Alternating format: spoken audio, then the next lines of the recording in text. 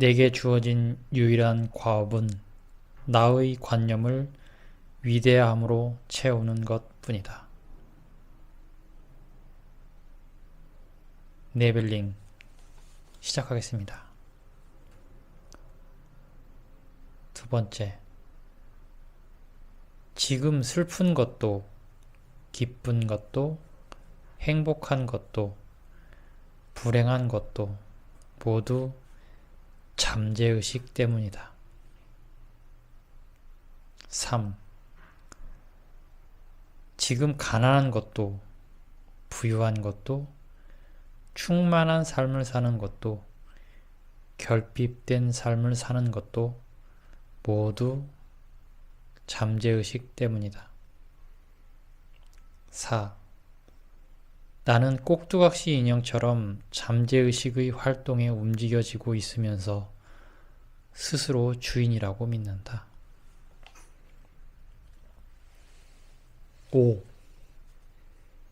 아이가 차에 깔리게 되자 아이의 엄마는 초인적인 힘으로 자동차를 들어올립니다.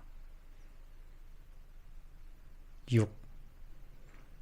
전쟁터에서 급박한 상황에 처한 작은 체구의 병사가 자신보다 몇 배나 큰 무기들과 군수품을 산 꼭대기까지 옮깁니다. 7. 최면에 깊게 걸린 한 초등학생 여자아이가 동전을 구부립니다. 8. 네빌 고다드는 상상을 하기 전에 잠과 비슷한 상태를 사용하라고 말합니다.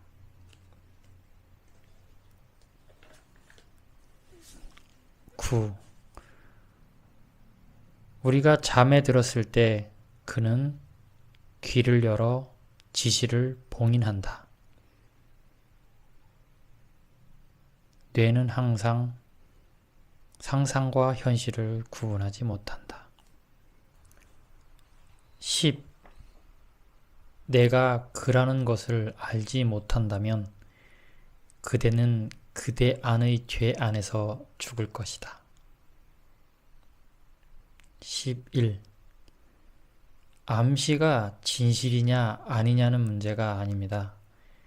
유일한 문제는 그것을 사실로 받아들이는지 그렇지 못한지의 차이일 뿐입니다. 12. 원래 어떤 결심도 잠재의식을 이길 수 없습니다. 의지가 상상을 이기지 못한다는 것은 진리이기 때문입니다. 13. 우리의 상상이 자연스럽게 펼쳐질 때 현실이 됩니다. 14. 여러분은 나라는 것을 바꾸는 것을 순식간에 해낼 수도 있고 아니면 몇 해가 걸릴 수도 있습니다. 그 기간은 느낌이 자연스럽게 유지되는 것이 좌우합니다. 15. 진리는 우리 자신 안에 있으며 그것은 그대가 믿고 있는 외부에 나타나는 것으로부터 솟아나지 아니하더라. 모든 이에게는 가장 깊은 곳의 중심부가 있고 그곳에는 진리가 온전한 형태로 머물러 있으니 깨우친다는 것은 그곳에 갇혀 있는 광채가 빠져나올 수 있게끔 그 길을 열어주는 것이지 외부에 있다 여겨지는 빛이 들어가게끔 그 입구를 두드리는 것이 아니다. 16. 우리가 잠들 때 이렇게 초월적인 해답이나 통찰력을 얻게 되는 이유는 현재의식의 방해를 받지 않는 상태에서 잠재의식이 활동하기 때문입니다. 그건 마치 태양이 구름에 가려 있다가 구름이 걷혀 쨍쨍하게 비추는 것과 비슷합니다. 해를 가리던 구름이 사라졌을 때 빛을 강하게 내리듯 큰 지성을 가리던 이성과 감각의 구름이 사라졌을 때 지성의 빛은 그 큰 지성으로 사고하게 됩니다. 17. 나에 대한 새로운 관념을 잠재의식에게 각인한다면 그것은 현실이 된다. 18. 제 성공의 비결은 돈을 버는 것을 목적으로 하지 않습니다. 19. 내빌, 자아에서부터 시작해야만 하네. 먼저 자아를 발견하게. 자네가 이제껏 어떤 존재였는지 알게 돼도 부끄러워하지 말게. 자아를 찾아서 그것을 바꾸는 것을 시작하게나. 20.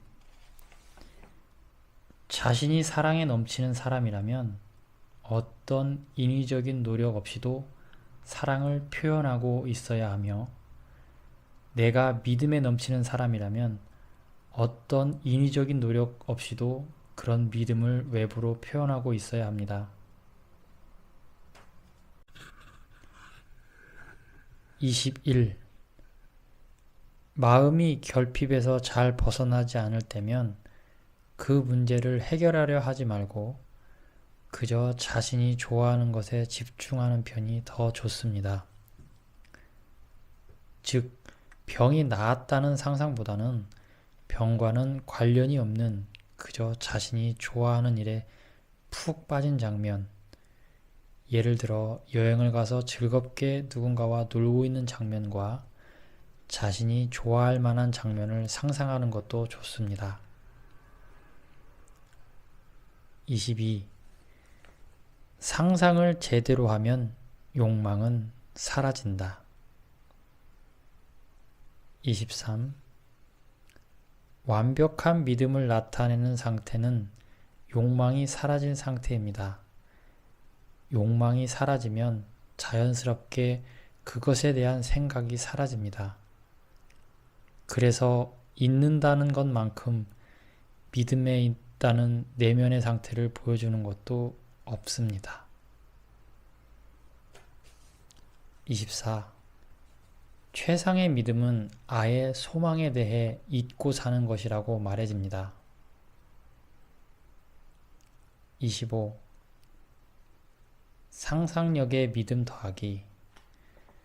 실제 네빌링을 사용해보면 소망이 이루어진 것을 상상하는 것만으로는 잠재의식을 완벽히 변화시키지 못하는 경우가 더 많다는 것을 알게 됩니다. 왜냐하면 우리는 수십 년을 살면서 상상력을 통제해 본 적이 없기에 그것을 제대로 다루지 못하기 때문입니다. 그래서 네빌 고다드가 말하는 완벽하게 욕망이 사라지는 경험을 하기란 힘들고 어느 정도 사라진 것을 경험하는 것이 대부분입니다. 다시 말해 상상만으로는 약간의 부족한 부분이 존재합니다. 이 부족한 나머지 부분을 다시 상상으로 채우기보다는 확신과 믿음이 있는 자세를 통해 채우는 자세가 더 중요합니다. 이미 이루어졌다는 믿음을 갖고 완벽하게 돌아서는 자세입니다. 이루어졌다, 이루어졌다 라고 계속 소망을 보면서 주문을 외우는 것이 아니라 이미 이루어졌기에 돌아서는 자세가 필요합니다.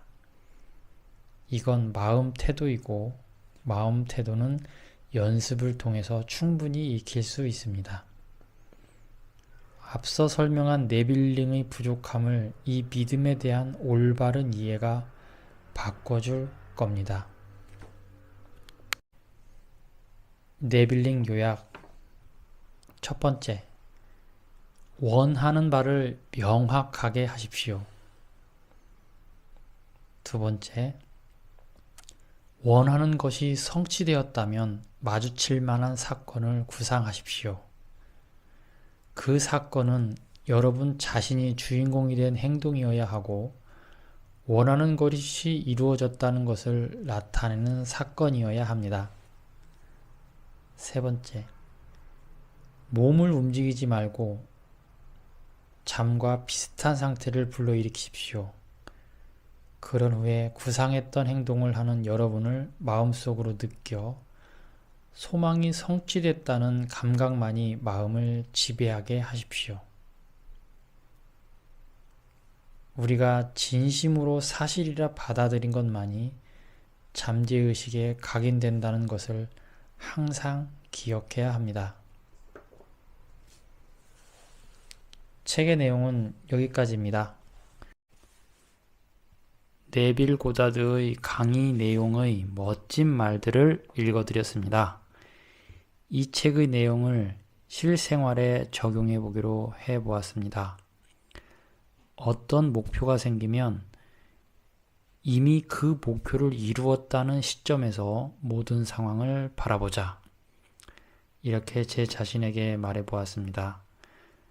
산을 오르면서 나는 이미 산 위에 있다라고 느끼며 등산을 해보았고요. 마음 공부가 나의 마음을 속속들이 들여다보며 문제를 해결해 완전한 인격체를 만드는 것이 목적인 만큼 이 책은 내 마음을 들여다보는 방법을 새롭게 제시해주는 듯 합니다.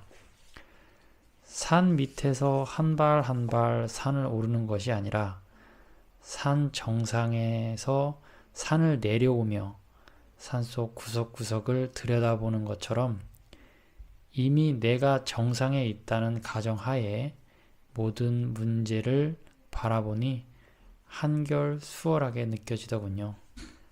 마음은 평온하고 모든 문제에 자신감이 생기더군요. 깨달음에 대한 관념도 바뀌었습니다. 이제부터 모든 상황을 깨달은 자의 눈으로 바라보자. 깨달은 자는 이 상황을 어찌 해결할까? 라고 의문을 던진 후 나에게 닥친 상황들을 순간순간 순응하며 살아가고 있습니다. 구독자 여러분들도 깨달음이 이미 내 안에 있다고 느끼며 마음 공부를 해 나가시면 많은 도움이 될 것 같습니다. 감사합니다.